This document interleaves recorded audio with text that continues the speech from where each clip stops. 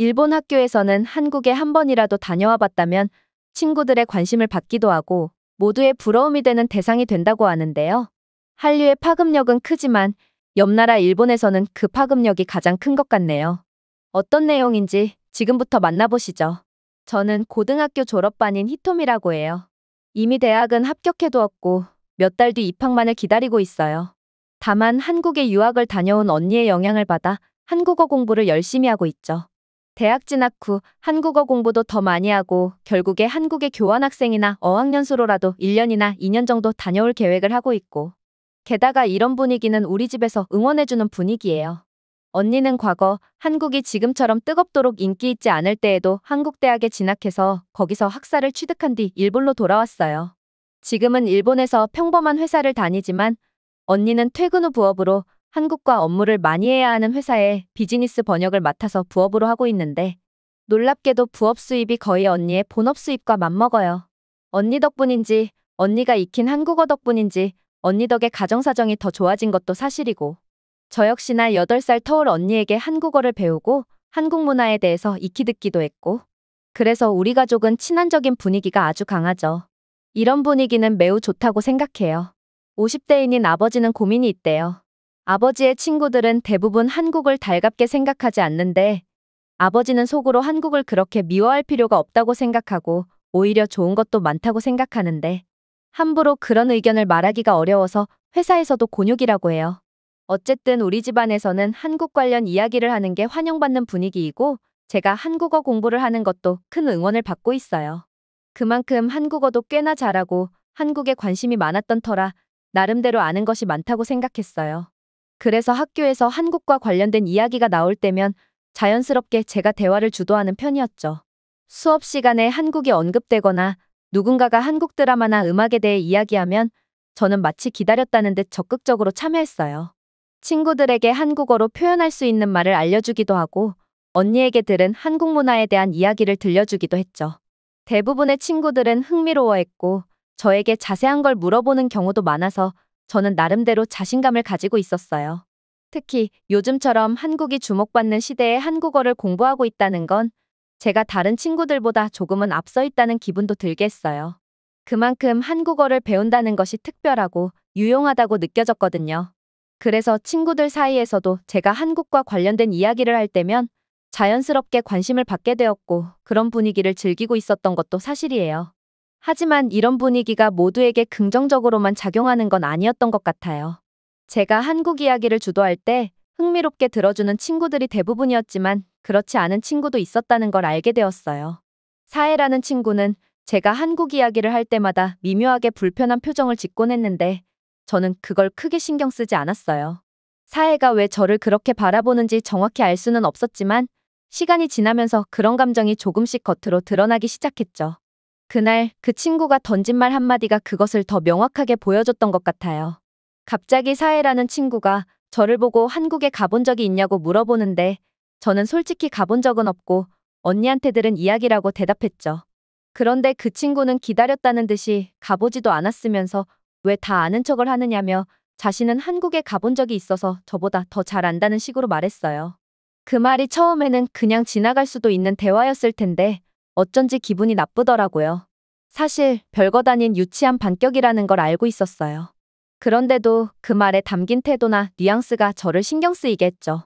제가 한국 이야기를 주도적으로 하고 한국어를 공부하며 열심히 준비하고 있다는 사실이 그 친구에게는 그리 탐탁지 않았던 것 같아요.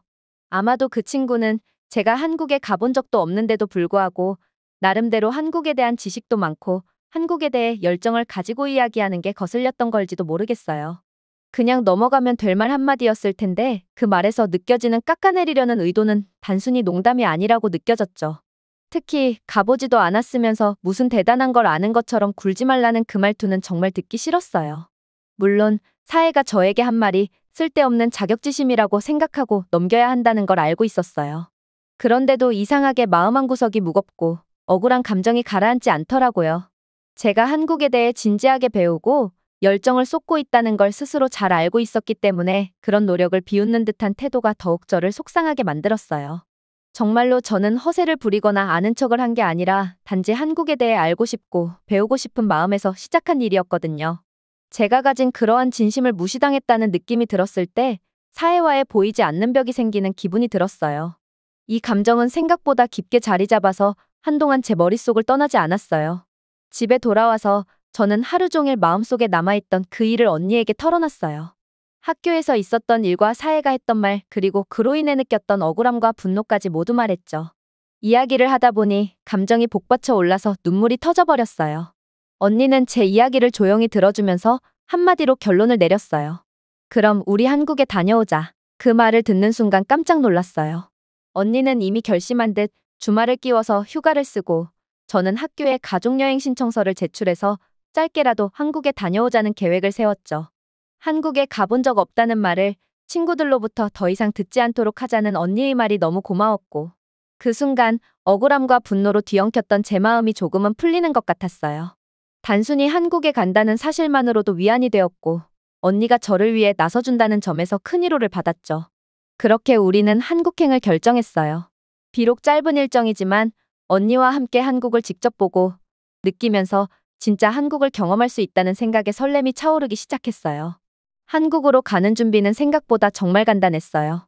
물론 처음 여권을 만드는 과정은 여간 귀찮고 시간이 꽤나 걸리긴 했죠. 사진을 준비하고 여러 서류를 작성하고 발급까지 기다리는 그 몇 주는 정말 길게 느껴졌어요. 하지만 여권만 있으면 그 다음부터는 마치 국내 여행을 준비하는 것처럼 쉬웠다는 건데요. 우선 인터넷으로 숙소를 예약하는 건 평소 신칸센을 타고 일본 내 다른 도시로 여행할 때와 크게 다르지 않았어요.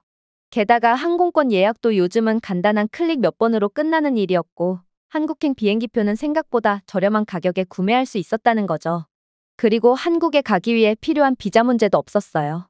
한국은 일본인들에게 비자 없이도 입국할 수 있는 나라였기 때문에 출발 전에 인터넷으로 간단히 사전 방문 신청만 하면 되었죠. 몇 가지 기본적인 정보를 입력하고 승인을 기다리면 끝나는 일이었는데 정말 간단해서 놀랄 정도였어요. 이렇게 쉽게 한국을 갈 수 있다니. 준비 과정을 진행하면서 한국이라는 나라가 얼마나 접근성이 좋은 곳인지 새삼 깨닫게 되었어요. 부담 없이 비행기를 타고 갈 수 있다는 점은 물론이고 모든 절차가 너무 간편해서 조금만 시간을 내면 바로 실행에 옮길 수 있다는 점이 놀라웠어요. 한국행 준비가 마무리되자 저는 점점 더 설레기 시작했어죠. 머지않아 그동안 배워온 한국어와 상상 속으로만 그리던 한국의 모습을 직접 마주할 날이 다가오고 있다는 생각에 가슴이 두근거렸어요. 한국에 가게 된다는 사실이 너무 신나서 저는 언니에게 한국에 대해 더 많은 질문을 쏟아내기도 했죠. 진짜 한국 사람들이 일본 사람들보다 더 멋지고 예쁘다는 게 사실인지, 한국 사람들이 일본 사람들을 좋아해주는 편인지, 완전히 분위기가 다르다고 하던데 그게 진짜냐며, 그리고 음식은 정말 일본 음식보다 더 맛있는 것도 많냐는 등 이런 질문들은 사실 언니에게서 이미 여러 번 들었던 이야기였어요. 언니가 한국에서 유학하던 시절부터 한국 문화와 사람들에 대해 이야기를 들으며 자란 터라 새로운 질문이라기보다는 궁금증이 더 커져서 단순히 한 번 더 확인하고 싶었던 것들이었죠. 하지만 이제는 실제로 처음으로 한국에 가는 상황이니 언니의 대답 하나하나가 더 특별하게 느껴졌어요. 언니는 웃으면서 가서 직접 확인해보면 되지 않겠냐며? 막상 가보면 훨씬 더 놀라울 거라고 말해줬고 그 말에 설렘이 더 커졌어요. 언니도 3년 만에 한국에 가보는 거라 기대하고 있다고 말하기도 했죠. 진짜 우리 자매는 한국에 가는 날만 손꼽아 기다렸어요. 드디어 출발하는 날, 우리는 한국 국적의 비행기를 탑승했어요. 처음으로 한국항공사의 비행기를 타보는 경험이었는데 들어서자마자 확실히 분위기가 다르다는 느낌을 받았어요. 예전에 가족끼리 삿포로에 놀러갈 때 탔었던 일본 비행기랑은 분위기가 달랐죠. 승무원들은 정말 단정하고 하나같이 너무 예쁘고 키도 컸어요. 승객들에게 다가가는 모습도 너무 친절해서 작은 제스처 하나에도 배려가 담겨 있다는 걸 느낄 수 있었죠. 비행기 안에서는 모든 게 낯설고도 신기했어요. 승무원들이 사용하는 한국어와 친절한 태도, 그리고 일본에서 느꼈던 분위기와는 또 다른 세련되고 따뜻한 느낌이 정말 새로웠어요. 한국 사람들이 가지고 있는 분위기는 일본 사람들과는 꽤나 다르구나 하는 생각이 자연스럽게 들었고 앞으로 보게 될 한국에서의 경험들이 얼마나 특별할지 기대감이 더 커졌어요. 한국에 도착해서 가장 먼저 놀랐던 건 뭐든 큼직큼직하다는 느낌이었어요. 이건 정말 처음으로 체감된 차이였죠. 공항에서 서울로 향하는 버스를 탔을 때부터 확실히 느껴졌어요. 버스 좌석이 훨씬 넓고 쾌적했는데 아마도 한국인들이 몸집이 더 크기 때문일 거라고 생각했어요. 일본에서 익숙했던 좁은 좌석과 비교하니 이건 정말 다른 세계처럼 느껴졌다는 건데요. 서울 시내에서 이동할 때 이용한 지하철에서도 비슷한 느낌을 받았어요. 지하철 문도 훨씬 크고 열차 칸도 더 넓고 높아서 답답함이 전혀 없더라고요. 사람들이 많이 타도 공간이 여유로워서 붐비는 와중에도 쾌적하게 느껴졌고요. 특히 열차 칸의 높이가 높아서 넓어 보이는 효과가 있었던 것 같아요. 식당에서도 이런 차이는 뚜렷했죠. 한 사람이 차지하는 자리의 사이즈 자체가 더 컸는데 테이블 간 간격도 넓고 의자도 안정감이 있어서 앉아있는 내내 편안했죠. 일본에서는 가게 공간이 협소하다 보니 테이블 간 간격이 좁고 조금만 움직여도 옆 사람과 부딪힐 때가 많았는데 한국 식당에서는 그런 불편함이 전혀 없었어요. 분명히 옆 나라인데 생각보다 분위기가 많이 다르다는 것에 놀랄 수밖에 없었죠. 한국에서 방문한 유명한 관광지는 사진으로만 봤던 것보다 훨씬 더 크고 웅장했어요. 정말 아름답다는 감탄이 절로 나올 정도로 그곳마다 각기 다른 매력이 있었죠. 특히 경복궁은 저를 완전히 놀라게 했죠. 언니와 함께 한복을 빌려 입고 경복궁을 거닐며 찍은 수백 장의 사진은 하나하나가 소중한 추억으로 남았어요. 그러나 이번 여행에서 가장 특별한 경험은 따로 있었는데요. 제가 이미 한국에 다녀와 본 친구들조차 경험하지 못한 일을 할 수 있었거든요. 바로 언니가 대학 시절 친하게 지냈던 한국인 친구들과의 모임에 참여한 일이었어요. 언니가 오랜만에 한국에 온다는 소식에 언니의 친구들이 모임을 주선한 거죠. 언니는 그 자리에 저를 데려가며 진짜 한국 사람들과 대화할 기회라고 말했죠. 처음에는 조금 긴장했지만 막상 그 자리에 앉아서 이야기를 나누다 보니 이건 정말 특별한 경험이라는 걸 깨달았어요. 언니의 한국인 친구들이 저를 반갑게 맞아줬고 자연스럽게 대화 속에 끼어들 수 있었거든요. 언니의 친구들인 한국인 언니 오빠들은 저에게 먼저 말도 걸어주며 제가 한국어를 잘한다는 걸 알아채고는 더 많은 이야기를 나누려고 노력해줬어요. 동시에 저에게 보여준 태도는 정말 친절하고 다정했어요. 특히 제가 서툴게 한국어를 사용해도 하나하나 차분히 들어주고 대화를 이어가는 모습에 감동했어요. 틀린 문장이 나오면 자연스럽게 고쳐주기도 했고 그 과정에서 웃음이 터지기도 했죠. 제가 한국어로 이야기를 꺼내고 말할 때면 종종 그런 표현도 아냐며 놀라면서 분위기는 정말 좋았어요. 저를 칭찬해 주려고 노력했고 그래서 한국인 언니 오빠들에게 너무 고마웠어요. 한국어로 대화하는 순간만큼은 제가 정말 한국의 일부가 된 것 같은 느낌이 들 정도였죠. 이건 단순히 언어적인 교류를 넘어 한국 사람들과 대화하며 서로의 마음을 나누게 된 특별한 경험이라고 생각했어요. 진짜 한국인들과 대화하는 순간은 말로는 다 표현할 수 없을 만큼 설렘으로 가득했어요. 정말 대화의 즐거움이 무엇인지 느낄 수 있었죠. 그 다정함은 아마 평생 잊지 못할 거예요. 그리고 언니의 친구들과 인스타그램 아이디를 주고받으며 더 가까워질 수 있는 계기를 만들기도 했는데요. 그 자리에서 서로 소식을 주고받자는 약속까지 하게 되었죠. 이렇게 인스타그램으로 연결되니 한국 여행이 끝나도 그들과 계속 연락할 수 있다는 생각에 마음이 더 설레서요. 일본으로 돌아가면 언니 오빠들이 먼저 답장을 주겠다고도 했어요. 그렇게 정말 끝내주는 한국에서의 여행을 마치고 일본으로 돌아왔어요. 한국에서의 경험은 하나같이 놀랍고 감동적인 순간들이었죠. 돌아오는 비행기 안에서도 찍어둔 사진들을 보며 여행의 여운을 곱씹었고 일본에 도착해서도 마음 한구석은 여전히 한국에 남아있는 것처럼 느껴졌어요. 학교에 가자마자 저는 한국에서 찍어온 사진들을 친구들에게 보여줬어요. 경복궁에서 한복을 입고 찍은 사진부터 화려한 서울의 거리, 맛있는 음식을 담은 사진들까지 친구들은 모두 놀라워하며 관심을 보였죠. 이거 진짜 내가 찍은 거야? 너무 멋지다. 나도 한국에 가보고 싶어. 다양한 반응이 쏟아졌어요. 한국의 이야기를 좋아하지 않던 그 친구들조차도 사진을 보며 이건 정말 멋지다는 말을 했을 정도였어요. 한국에서 보고 경험했던 모든 것이 사진에 고스란히 담겨 있어서 저는 친구들에게 자신 있게 한국에서 느낀 것들을 이야기해줬어요. 한국은 정말 기대했던 것보다 더 좋은 곳이었다고 말이죠. 사진으로만 봤을 때보다 실제로 보면 훨씬 더 멋지다는 이야기도 빼놓을 수 없었죠. 당연히 친구들도 하나둘씩 정말로 한국에 가보고 싶다는 말을 하기 시작했어요. 대학에 입학하면 꼭 첫 방학 때 한국에 가겠다고 다짐하던 친구들이 많았던 상황이라서 친구들은 더 애가 타는 느낌으로 한국 사진들을 구경했어요. 그렇게 친구들의 반응을 보면서 이번 여행이 단순히 저만의 추억이 아니라 다른 사람들에게도 한국의 매력을 알리는 계기가 될 수 있다는 생각이 들어서 더 뿌듯했어요. 확실히 우리 학교에서는 한국에 다녀온 것만으로도 자랑거리가 되는 건 분명했어요. 친구들 사이에서 저는 마치 특별한 경험을 가진 사람처럼 보였죠. 그 중에서도 저를 살짝 무시하거나 견제했던 사회 역시 결국에 관심을 보이지 않을 수 없었는데요. 그 순간은 제가 한국에서 만난 멋진 한국인 언니 오빠들과 주고받은 메시지를 친구들에게 보여줬을 때였죠. 봐, 나 지금도 이 언니랑 오빠들이랑 이야기하고 있어. 이렇게 말하며 실제로 주고받은 메시지를 보여주자 사회도 놀란 표정을 감추지 못했어요. 아마 사회는 제가 한국 사람들과 직접 연락을 주고받는 제가 부러웠던 것 같아요.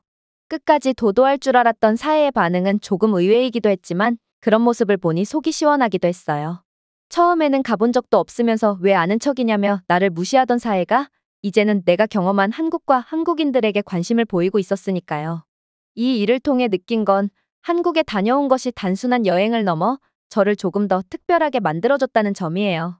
한국에서의 경험과 그곳에서 만든 인연들은 제 자부심이 되었고 그 자부심은 친구들 사이에서도 빛을 발하는 계기가 되었죠.